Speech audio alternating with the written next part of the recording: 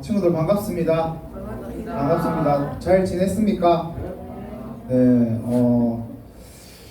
마음이 좀 뒤숭숭하시죠? 그죠? 네, 그 수요일에 발표한 말도 안 되는 발표 때문에, 그죠? 우리 친구들 좀 걱정도 되기도 하고, 교회 가면 안 되는 거 아니야? 막 이렇게 생각도 들기도 하고, 그죠? 예. 그렇습니다. 저희도 똑같은 마음입니다. 그렇지만 우리가 하나님 앞에 예배하는 것에 말씀을 통해서 살아가는 것에 막을 수 있는 것은 아무것도 없습니다. 아멘. 아멘. 이런 믿음의 선포가 우리 고등부 친구들 가운데 있기를 소망합니다. 네. 오늘 말씀을 통해서 우리가 부활에 대한 이야기를 함께 나눌 건데요. 우리 친구들 부활이라는 단어 딱 얘기하면 어떤 생각이 듭니까? 부활. 다시 살아났다. 되게 다들 거룩하네. 전사님은 그 시대에 따라서 너네가 모를 수 있겠지만 가수 중에 부활이라고 했거든요. 네. 모를 수도 있어. 너네 세대는 모를 수 있는데 그리워하면 언젠가 그런 거 있어요. 하여튼 아니면 이제 뭐 그 패자부활전 이런 거 여러분들 생각할 수도 있고, 그렇죠? 부활이라는 단어는 굉장히 어떻게 보면 긍정적인 단어예요. 맞죠? 긍정적이에요. 뭔가 덤 같은 느낌이잖아요. 그죠? 인생의 진리에서 우리가 한 번밖에 못 사는데 부활이라는 단어가 우리에게 주어지면 플러스 덤이 되잖아요. 맞죠? 그 게임 보면 우리 생명수가 있잖아. 게임 안 해봤어요? 네. 게임 보면 이 생명수 하트 3개가 딱 그려져 있고 죽을 때마다 하트가 하나씩 지워지잖아. 네, 맞죠? 생명 3개 있다가 죽으면 2개가 되고 2개가 있다가 하나가 되고 하나가 지워지면 게임이 셋되는. 네. 근데 우리 인생은 그렇지 않잖아요. 우리 친구들 맞죠? 우리는 한 번 죽으면 끝인데. 그런 의미에서 부활이라고 하면 굉장히 긍정적인 단어로 받아들여질 거예요. 기독교에서 교회에서 우리가 예수님이 다시 살아났다라고 하면 사실 교회를 다닌다고 하지만 제일 믿기 힘든 몇 가지 사실 중에 하나예요. 그죠? 사람이 다시 살아났다? 진짜? 라는 생각이 들 수밖에 없는 그런 내용입니다. 그렇죠. 왜냐하면 사람이 살아난 걸 우리가 본 적이 없으니까. 예수님도 마치 전설처럼 예수님 살아나셨단다. 옛날에 예수님이라는 사람이 있었는데 살아났대. 그러니까 우리한테는 보여지지 않고 그냥 기록이 돼 있으니까 우리는 그냥 그것을 살아났구나 하고 넘어가는 그런 상황 속에 있는 친구들도 분명히 있을 것이다. 하지만 오늘 우리 말씀을 통해서 진짜 예수님께서 살아나셨다는 이 증거와 우리가 이 부활의 신앙을 가지고 살아갈 때 우리 삶에 어떤 변화가 일어나고 생겨나는지 말씀을 통해서 함께 깨닫는 시간 되기를 소망합니다. 오늘 본문 말씀을 보면요, 고린도전서입니다. 고린도전서. 이 고린도전서는요, 장별로 막 이름이 이렇게 정해져 있는 게 있어요. 죄송한데 마이크 울리거든요. 조금만 좀 만져주세요. 네. 그 고린도전서 보면 우리 친구들 13장을 보면 사랑장이라고 하고 14장을 보면 아주 은사장이라고도 하고 이렇게 이름이 있어요. 오늘 읽은 본문 15장은 뭐라고 얘기하냐면 부활장이다. 이렇게 부활장. 근데 여러분 우리 이 고린도 교회는 굉장히 유명한 교회였어요. 굉장히 유명한. 그 당대 지역에서 굉장히 유명한 교회였어요. 뭘로? 시끄러운 교회. 저 교회 말 많다 이걸로 유명했다고. 왜냐하면 이 고린도 교회에 있는 성도들이 나가서도 맨날 싸우고 교회 밖에서도 싸우고 교회 안에서도 싸우고 나가서도 싸우고 집에서도 싸우고 어디 가면 다 고린도 교회야. 막 싸우는 사람 보면 뭐 어느 교회 사람 고린도요 이렇게 그런 걸로 굉장히 유명한 교회였습니다. 왜 싸우냐면 말했지만 자기들끼리 니 잘났니 내 잘났니 한 거예요. 내가 맞다 니가 맞다가 이거 가지고 싸운 거예요. 하나님께서 가르쳐준 복음, 바울을 통해서 배웠던 복음을 가지고 은사를 가지고 내가 더 크니 니가 더 크니 이거 가지고 싸웠다는 거예요. 고린도 유치원이 따로 없었죠. 그 소식을 들은 바울이 이제 편지한 거예요. 제발 좀 애들같이 좀 싸우지 말고 내가 가르쳐준 복음대로 살아라 이렇게 이야기합니다. 오늘 본문 말씀을 보면요 15장 부활절이라고 했는데 3절을 보면 이렇게 나와 있어. 내가 받은 것을 먼저 너희에게 전하였노니 이는 성경대로 그리스도께서 우리 죄를 위하여 죽으시고 이렇게 얘기하고 있어요. 그런데 우리 친구들 주목해야 될 단어가 있어요. 뭐냐면 바로 성경대로라는 단어예요. 성경대로. 왜냐하면 성경대로 이루어졌다라는 것이 왜 중요하냐면 성경대로 하나님께서 구약을 통해서 미리 약속하신 그 말씀대로 하나님이 다 이루셨다라는 의미가 이 성경에 담겨있기 때문에 이 구절에 담겨있기 때문에 이 네 글자 성경대로에 담겨있기 때문에 이 단어가 굉장히 중요합니다. 하나님 말씀은 변함이 없으십니다. 믿으시죠? 하나님 말씀 변함이 없으십니다. 믿으시죠? 하나님 신실하십니다. 믿으시죠? 네. 그 증거가 바로 오늘 성경에서 나타난다는 거예요. 하나님이 자신이 하신 얘기를 그냥 말로만 하고 지나치고 넘어가고 기억 못 하시는 분이 아니라 자신이 했던 얘기들을 그대로 성경을 통해서 이루셨고 지금도 이루시고 후에도 계속 이루어 가실 거라는 것을 오늘 이 성경대로라는 네 글자에 분명하게 드러내고 있다는 거예요.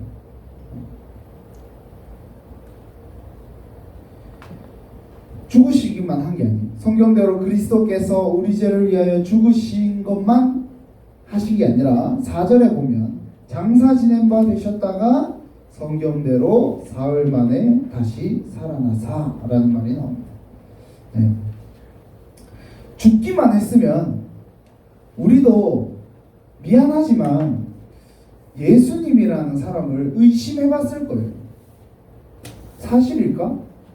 진짜 저 사람이 하나님 맞아? 라고 생각했을 거예요.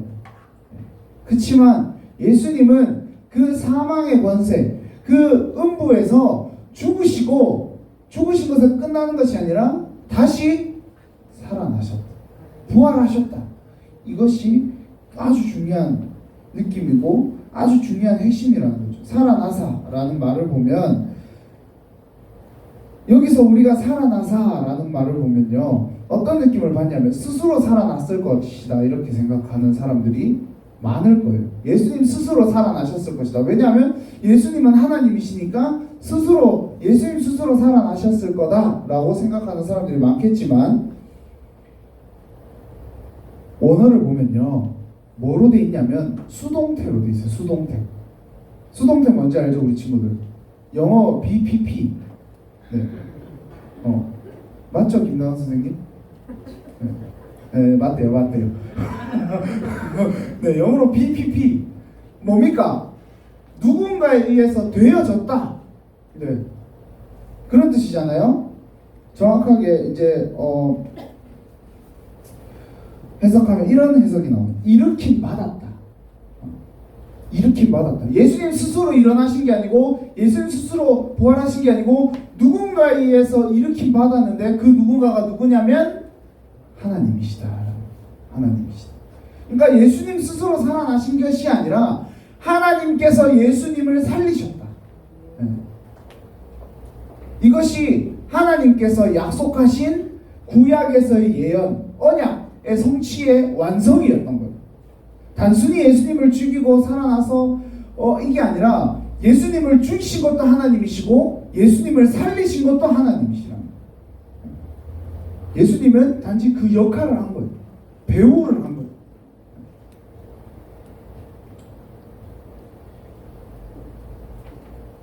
이것만 봐도 하나님께서 우리 삶 가운데 우리를 위해 계신 분이라는 것을 자연스럽게 증명할 수 있는 부분이에요. 왜냐하면 하나님께서 모든 것을 다 직접 하셨다.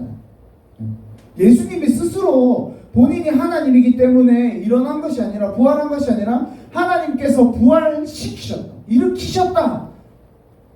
그러면 예수님도 부활시킨 하나님, 자신이 이 땅 가운데서 약속하시고 성취하시겠다고 말씀하신 그 약속들을 지금 여전히 우리 가운데도 이루어 계신다라는 것을 보여주고 있는 거죠. 하나님이 쉬지 않으시고 멈추지 않으시고 주무시지도 않으시는 분이라는 것을 이 구절을 통해서 자연스럽게 증명하고 있는 거예요.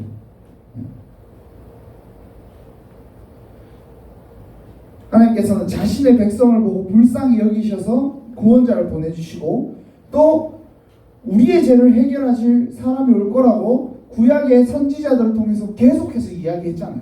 그 전까지 말씀을 보면, 그죠? 그 말씀을 오늘 예수 그리스도를 통해서 이루셨고, 그리고 경험하게 하셨다. 그리고 우리가 말씀을 통해서 그것을 믿게 하셨다라는 것.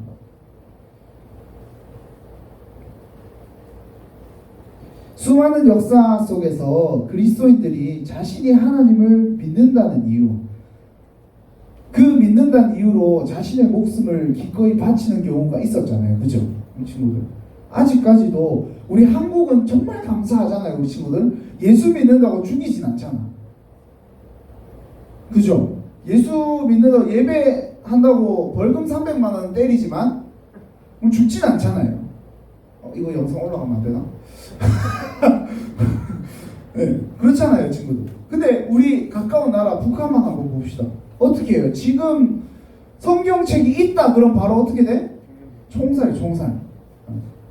지금도 여전히 아마존과 그런 미전도 종족이나 이런 곳에 가면 예수를 믿는다는 이유로 살해를 당하거나 살인을 경험하는 사람들이 너무 많잖아요. 어떻게 아랍도 가면 그렇죠? 저기 IS라고 하는 단체가 있잖아요. 그 단체들 어떻게 합니까? 왜 죽여요? 예수 믿는다고 죽이는 거예요, 그냥. 그러니까 여전히 우리 삶 가운데서도 그런 역사가 일어나는데, 그 사람들이, 우리 친구, 그 사람들이 기꺼이 자신들이 예수를 믿는다고 고백하면서 죽는 이유가 뭐냐 이 말이에요. 아니 솔직히 얘들아, 그냥 아닌데요? 한마디만 하면 되잖아.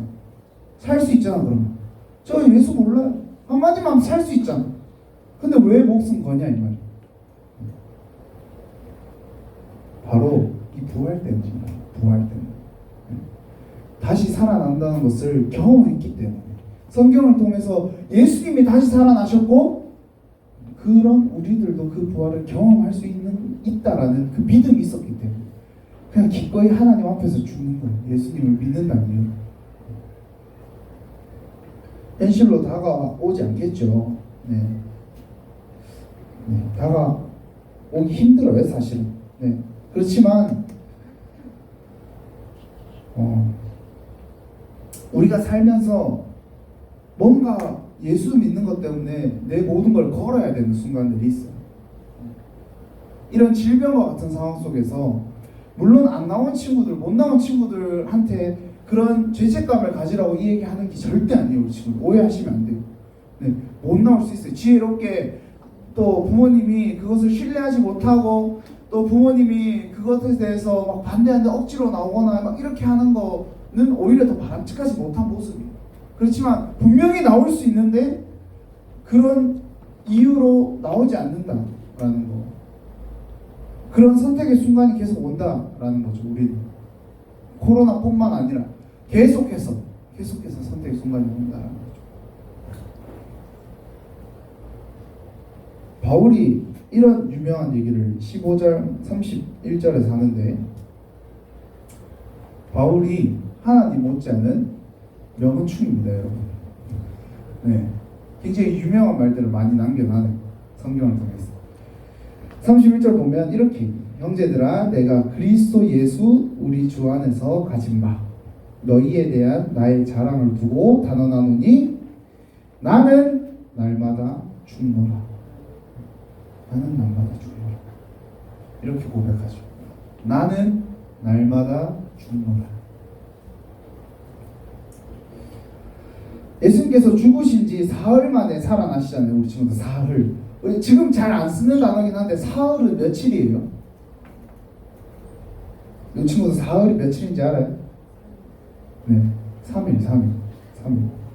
지금은 잘 안 쓰는 단어긴 해요. 안 쓰는 우리 친구들 안 익숙할 수 있는데 3일 만에 다시 살아나시잖아요. 성경에서 나오는 이 숫자들이 허투루 쓰이는 숫자들이 없어요. 다 그것에 대한 의미가 담겨져 있는데 이 3이라는 숫자는요, 우리 친구들 어떤 의미가 있냐면 완성과 완전함을 뜻합니다. 완성과 완전함. 대표적으로 삼위일체 하나님, 완전한 하나님. 그 다음에 예수님을 3번이나 부인한 사람 있잖아요. 베드로. 그냥 애매하게 저 예수님 모르는데요 하고 다시 예배드려야지. 이게 아니라 완벽하게 완전하게 예수님 부인한 거예요. 나 그 사람 모른다고. 내가 그 사람 알면 내가 죽을게. 이 정도로 모르는 극혐하는 수준. 그것을 의미하려고 그 베드로가 3번 부인한 그런 의미들이 담겨져 있어요. 예수님께서 죽으신 지 3일 만에 다시 살아나셨다라는 것은 하나님의 완전하신 사역이 완성됐다라는 거. 굳이 죽었다가 다시 살아날 수 있지만 3일이라는 시간을 보낸 이유는 예수님이 죽으시고 살아난 것에 대한 하나님의 사역이 완전하고 완벽하게 이루어졌다라는 것을 성경에서 보여주고 있다는 거예요. 또 예수님이 역사적으로 죽었다가 살아났다는 것을 실제적인 사건으로 보여준 증거들이 또 있어요. 첫 번째가 뭐냐면 예수는 십자가에 죽어서 무덤에 묻혔다라는 겁니다. 뭐냐면 예수를 죽이기로 결정한 이 당시 공회가 있었어요. 네, 재판을 하고 그런 공회가 있었을 거 아니야. 산헤드린 공회 의원 중 한 사람이었던 아리마대 요새의 무덤에 묻혔다라는 것을 성경이 증언하고 있어요. 그 무덤에 묻혔다라는 것을 보여주고 있어요. 사복음서에서 일관되게, 그러니까 복음서 4개에서 모두 얘기하는 사실이 있는데 그 증언이 역사적인 사실을 기초로 한다는 것을 보여주고 있어요. 그러니까 예수님이 실제로 무덤에 묻혔다라는 것이 증명됐다는 거예요. 죽었다라는 사실이. 그 다음에 예수의 무덤이 빈 무덤으로 발견됐다라고. 단순히 성경에서만 예수님의 무덤이 비었다라고 이야기하고 있는 것이 아니라 당시 로마 사회에서 쓰여진 글을 보면 무덤에 사람이 시신이 없었다라는 그런 증언들이 많아요. 또 개인뿐만 아니라 그룹이 여러 번 예수님이 부활하신 장면을 목격하게 됩니다. 목격하고 만져보기도 하고. 성경에 보면요, 예수님 만져본 사람 있잖아요. 누구예요? 도마. 옆구리에 손 넣어보잖아요. 이렇게. 예수님 찔렸어요? 손 넣어보잖아요. 그 숫자로만 거의 500명 가까이 된대요. 500명 가까이 된대요. 전사님 세보진 않았어요. 신학자들이 그렇대요. 믿어야지. 어떻게 공부 나보다 더 많이 한 사람이. 그렇대요. 거의 500명 가까이 된대요. 제일 중요한 게 4번째. 오늘 전사님이 진짜 여러분들한테 해주고 싶은 얘기. 4번째. 단순히 예수님의 부활을 경험한 사람들이 이전의 삶과 예수님의 부활을 경험한 삶이 완전히 바뀌었다는 거예요. 진짜 완전 바뀌었어요. 이거 그냥 바뀐 것도 아니고 완전 바뀌었어. 자, 예수님 제자들 한번 볼게요. 우리 친구들.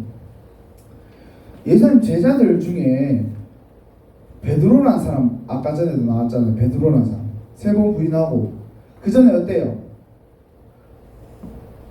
예수님 누가 제일 큽니까? 막 물어보고 예수님이 왕하면 제가 오른쪽 자리에 앉으면 안 됩니까? 이러면서 자리 탐내고 예수님 부인했던 그 베드로가 여러분들 예수님이 부활한 걸 어디서 목격해요? 요한복음 21장 보면 같이 밥을 먹죠? 생선으로 조반을 나누시잖아요.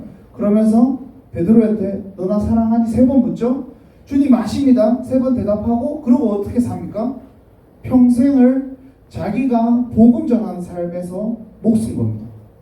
그렇게 어떻게 죽냐면 베드로는요 똑같이 예수님처럼 십자가에 못 박혀 죽거든요. 반역죄로 죽는단 말이에요. 당시 그 교회사에 보면 관심이 없겠지만 교회사에 보면 10대 박해라고 있어요. 네, 10대 박해. 그 중에 첫 번째가 여러분들이 좀 알만한 이름인데 네로라는 황제가 있었단 말이에요. 그때 베드로가 죽었단 말이에요. 네. 네로가 이 좀 정신이 얼마나 나간 사람이냐면 불을 질러놓고 이 불이 기독교인이 불 질렀다라고 이렇게 발표를 해버려. 뭔가 좀 지금 상황 좀 비슷한 것 같은 느낌인데 어쨌든 이것도 좀 지워주세요. 제가 살고 싶어요. 자, 그 네로라는 황제가 그래서 기독교인들을 다 잡아 죽이기 시작하는데 그 중에 베드로가 있었는데 베드로가 어떻게 죽냐면 십자가에 예수님과 똑같이 죽을 수 없다. 그래서 거꾸로 뒤집혀서 죽어요. 거꾸로 발이 위로 이렇게 가게.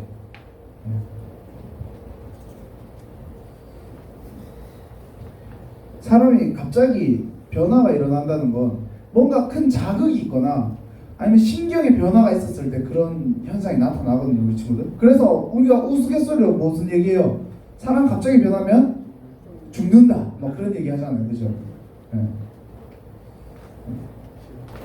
근데 전사님 오늘 말씀을 통해서 여러분들한테 이야기해주고 싶은 것은 부활의 신앙을 경험하면 갑자기 바뀌고 죽음 따위 두려워하지 않게 된다는 거예요.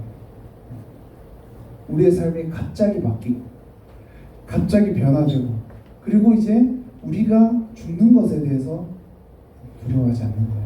이게 실제로 내가 죽는 것뿐만 아니라 내 심령 가운데 변화, 내가 이제 생활 속에서 버려야 되는 그 죽음들도 두려워하지 않는다. 내 것을 포기하는 것도 두렵지 않게 되고 내가 하나님을 위해서 선택하는 것도 두렵지 않게 된다. 그런 고백을 하는 우리에게 어떤 유익이 있냐면 이 세 가지만 하고 마칠 거예요. 마지막 어떤 유익이 있냐면 첫 번째는 칭이라는 권한을 얻게 돼요. 칭은 의롭다 해주는 거예요. 너네 죄가 없다.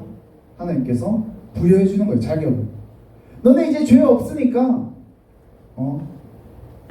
하나님 나라 그 나라를 꿈꿀 수 있게 됐다. 기뻐해라. 두 번째는 성화의 과정이 생긴 성화. 오늘 그 대예배 시간에 목사님께서 설교 때 말씀하시더라고요. 칭의, 성화, 영화 이렇게.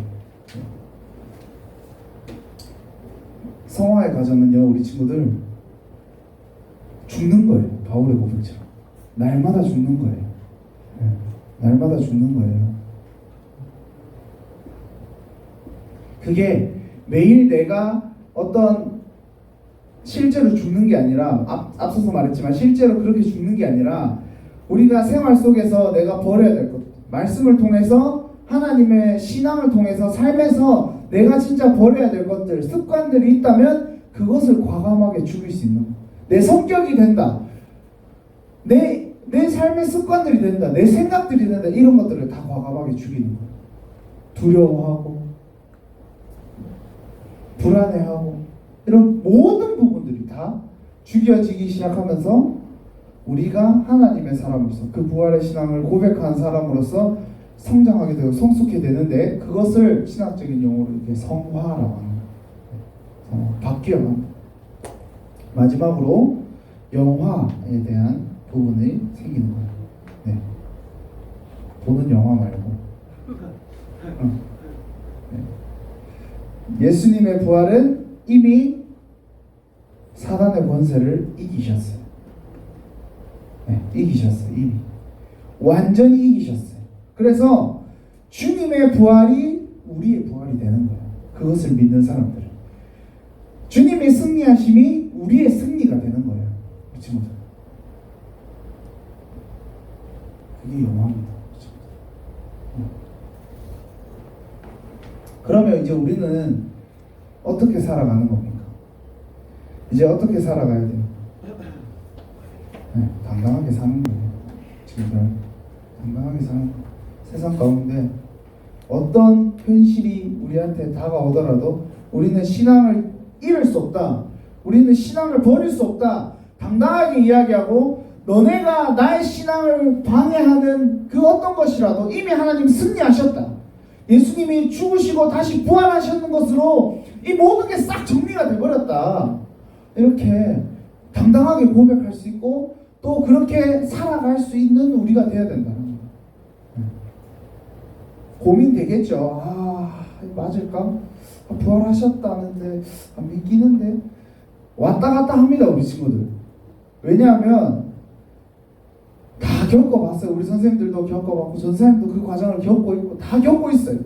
계속 왔다 갔다 하는 거예요. 맞나? 맞지 맞나?